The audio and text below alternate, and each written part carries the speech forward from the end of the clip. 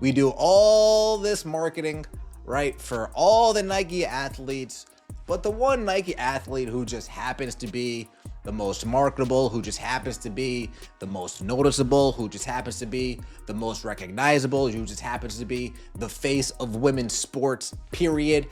Not the face of the WNBA, she's that too. The face of women's sports, period. Did you see what Nike just pulled? The biggest marketing disaster since Bud Light tanked their entire brand. And it's all because they chose to disrespect Caitlin Clark, the hottest name in basketball, like she was some bench player. You can't make this up. When we have her on our roster, even if it's not her commercial per se, let's at least throw her some credit and toss her a bone, shall we? Nike chooses not to even do that. It started like a dream. Clark, front and center in their flashy Super Bowl commercial, looking every bit like the future of women's basketball and Nike's next superstar.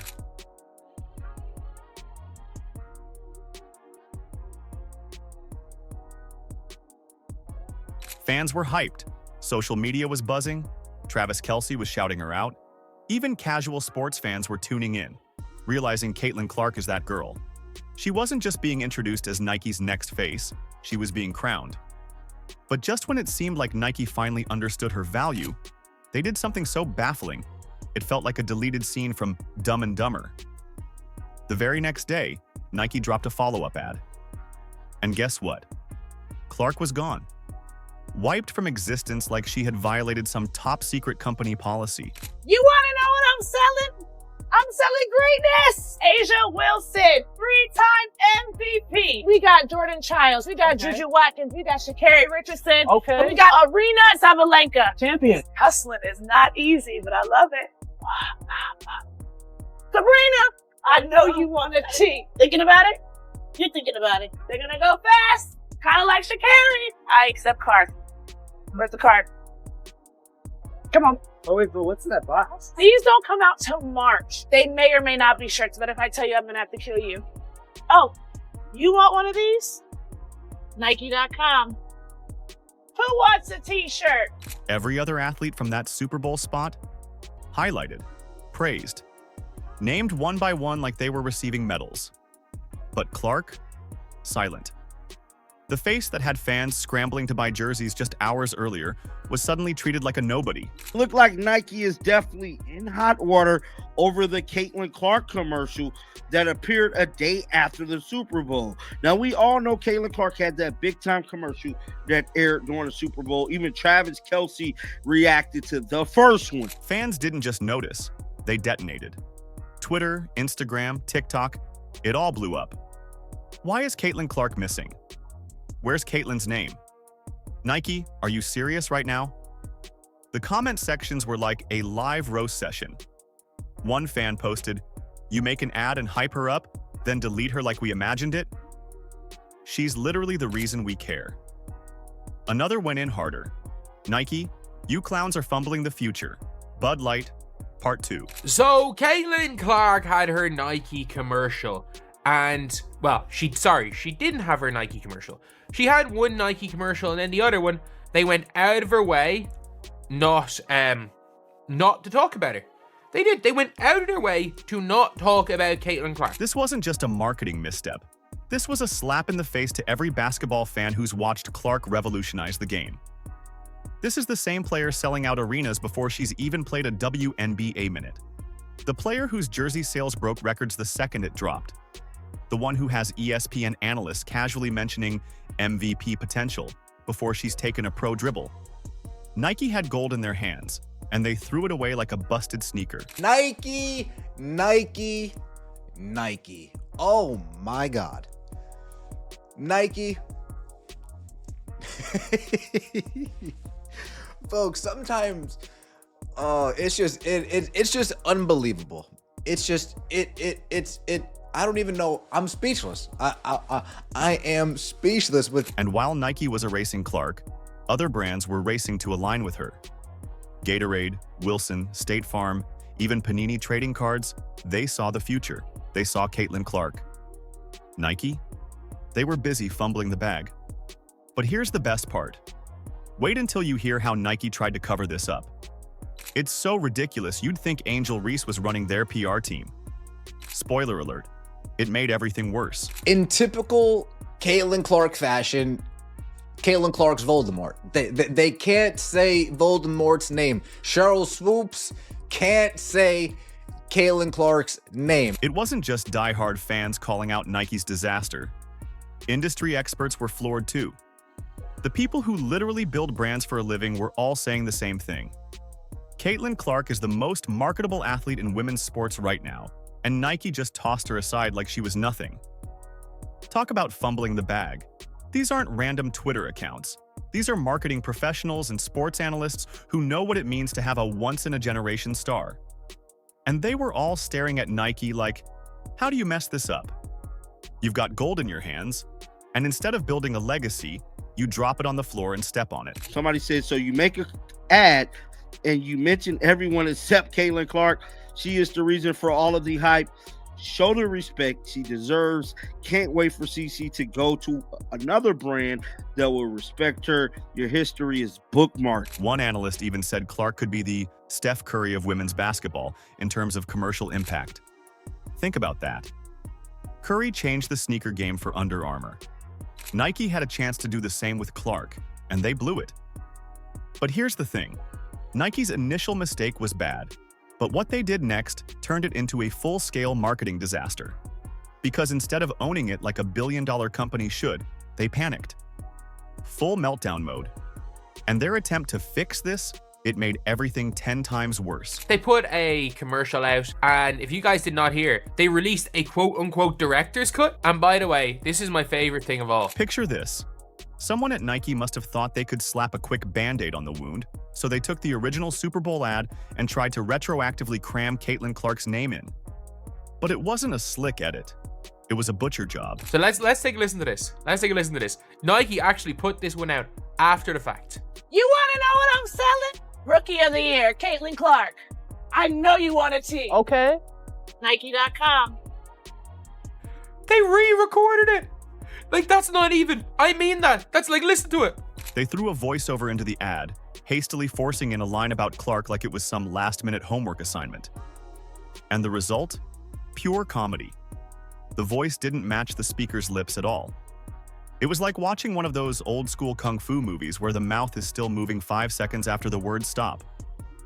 Fans were watching, jaws dropped, asking, did Nike just dub over their own commercial like a bad TikTok skit? The line, Rookie of the Year, Caitlin Clark. I know you want a tee. Okay, Nike.com.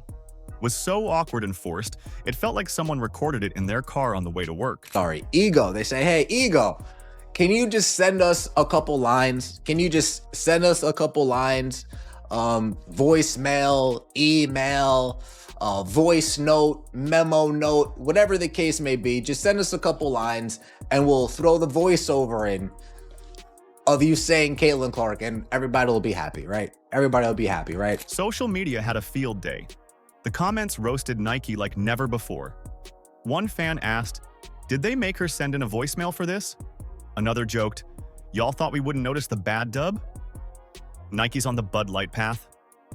Meanwhile, brands like Adidas and Under Armour were probably popping champagne, watching their biggest rival set itself on fire. Nike thought they were fixing the problem. Instead, they made sure this fumble became legendary. I mean, at the end of the day, everybody cheered because we had a little Caitlin Clark cameo on a commercial, so this should be enough. So this is what they ended up doing with Caitlin Clark. You want to know what I'm selling? Rookie of the Year, Caitlin Clark. I know you want a tee. Okay. Nike.com. Now you might be thinking, okay, maybe it wasn't that bad, right? Oh, but it was. It was worse. Fans were jokingly calling it the director's cut. But let's be honest, it was more like the desperate cut. Nike looked like that kid in class who forgot their homework and tried to scribble something down 5 minutes before the bell. Except in this case, the homework was a multi-million-dollar ad campaign. And the teacher? The entire basketball world. Take a listen. They voice over it. Selling? Rookie of the Year, Caitlin Clark.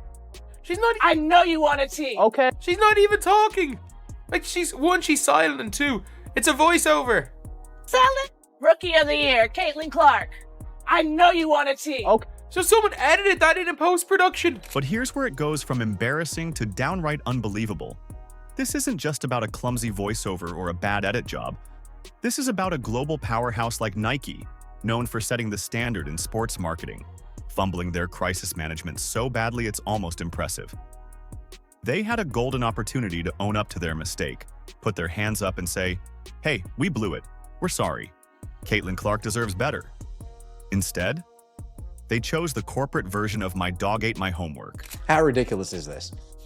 How ridiculous is this, folks? They had her send in a voice memo. They had her, watch this. You want to know what I'm selling? Rookie of the Year, Caitlin Clark. I know you want a tee. Okay. Nike.com. This is ridiculous. It's Crisis PR 101. Admit fault, show accountability, and move forward. But Nike skipped that class. They tried to patch over the damage with that awful voice dub, hoping fans wouldn't notice. Spoiler alert, they noticed. And the experts noticed too. Marketing professionals weren't kind. They shredded Nike's response. One PR consultant even called it one of the worst crisis responses I've seen from a major brand in years. These are the same people who praised Nike's iconic Just Do It campaigns, ads that inspired generations of athletes. And now, the same experts are telling Nike, just don't. Freaking egos over here walking in the middle of New York City sending a voice note. Caitlin Clark, Rookie of the Year. I know you want a tee. Oh man, this is disastrous. This is disastrous again. Think about it. This is the company that gave us Michael Jordan's Air Jordans.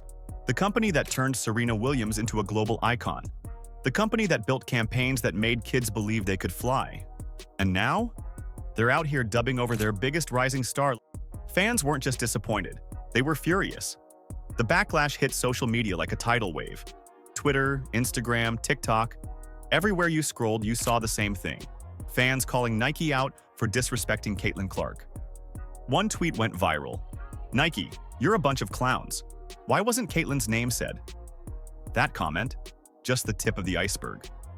The frustration was real. This wasn't just about a commercial anymore. It felt personal. Like Nike had taken the player fans were rallying behind and treated her like an afterthought. Folks, we have footage of her saying nearly every word in the other commercial. Yet in this commercial, we just have her going, you can't make this up. The WNBA writes themselves. The WNBA nonsense writes itself. Nike writes itself. These people just can't get out of its own way. It's funny to watch. And now, the million-dollar question. What's next for Caitlin Clark and Nike? Will Clark stick around with a company that valued her about as much as a clearance rack t-shirt? Or will she realize it's time to lace up with a brand that actually knows how to spell her name, without needing a last-minute voiceover? Because one thing is clear, Nike didn't just fumble this, they burned the whole playbook, and everyone's watching what Clark does next. They went in the lab and they redid this commercial. They definitely redid it, did a voiceover on it. They had to fix it, dog. They definitely had to fix it. It wasn't just everyday fans getting heated. Content creators were all over this disaster like Angel Reese on a missed layup. YouTubers, TikTokers, and sports commentators pounced, dissecting every second of Nike's blunder like it was game tape. One YouTuber didn't hold back, saying, "Nike will never beat these accusations," and even suggested Caitlin Clark should dump the brand entirely. Imagine that. The same company that was supposed to be elevating Clark was now being told to cut her loose. At the end of the day, Nike is Nike, folks. Nike is Nike. Oh, but they put a poster in Angel Reese territory. Angel Reese isn't a Nike athlete. This would mean a little bit something if it was a Nike athlete running down on a Nike athlete in her own territory. Then we got something. This is Nike claiming real estate that they've already claimed. Think about how wild that is. Nike, the company that built its legacy by attaching itself to greatness, was now being seen as the brand holding back the future face of women's basketball. And this wasn't just angry tweets. This was real talk from people who shape public opinion. The narrative was shifting, fast. Yeah, it is. It's just so funny. Nike's just fumbling of Caitlin Clark. Like, this wouldn't, by the way, like, I wouldn't be complaining that much about this if it wasn't for the fact that, like, Nike are out there basically saying that one of the big reasons why they're failing is because of a lack of their signature line. And when the experts chimed in, it only got worse. Veteran sports analysts, the ones who've seen every marketing play in the book, were straight up baffled. One of them shook his head on air and said, "Nike just can't get out of their own way." You know it's bad when the people who usually praise your brand like it's gospel are comparing your decisions to a star player bricking wide-open layups. The pressure was building like a fourth-quarter comeback. Every refresh of Twitter, Instagram, and TikTok brought a fresh wave of outrage. Nike, once the epitome of cool, the brand that made Michael Jordan a global icon, was suddenly looking more clueless than Angel Reese from three-point range. Fans were roasting them. Analysts were dragging them. It felt like the whole internet had turned into one giant "What is Nike doing?" thread. Because of a lack of their signature line, they are failing. Like, LeBrons aren't selling as much. All of these like signature lines are not selling as enough. And you've got one signature line that you know for a fact is going to sell a absolute shitload, and you don't have it. But here's where it gets crazy. This wasn't just trending for a day and dying down. It was escalating, fast. The volume of negative feedback was so overwhelming, you could practically hear Nike's marketing department sweating through your screen. You could feel the panic, the desperate, "How do we fix this?" energy radiating from Beaverton HQ. People imagined the scene. Nike's team huddled around a mic, scrambling like, "Quick, someone say Caitlin Clark's name. We'll fix it in post." This wasn't just a marketing misstep anymore. It became a symbol of something bigger. Disrespect toward the athlete fans were rallying around. And now the real question was hanging over everything. What does Caitlin Clark do next? So somebody said they put her in the director's cut. Bro, you can't make this ish up. No, that wasn't no director cut. That was a voiceover from the heat that they was receiving online for people like me and other content creators calling them out, and even y'all on Twitter calling them out for leaving Caitlin Clark out of this damn commercial. Does she stick with a brand that treated her like an afterthought? Or does she lace up with a company that actually gets it? Because the experts are already predicting this could have lasting damage to Nike's reputation in women's sports marketing. And let's be honest, every other brand is watching this unfold with their checkbooks wide open. Adidas, Under Armour, Puma. They're all circling, ready to offer Clark the respect and recognition Nike failed to deliver. If Clark walks away, it'll send shockwaves through the entire industry, because this is no longer just about a botched ad. It's about respect. It's about recognizing the future of women's basketball. And right now, Nike looks like they're still stuck in the past. Do you agree? Let us know in the comments. Like, subscribe, and turn on all notifications so you never miss out. Click the video on the screen, and we will see you in the next one.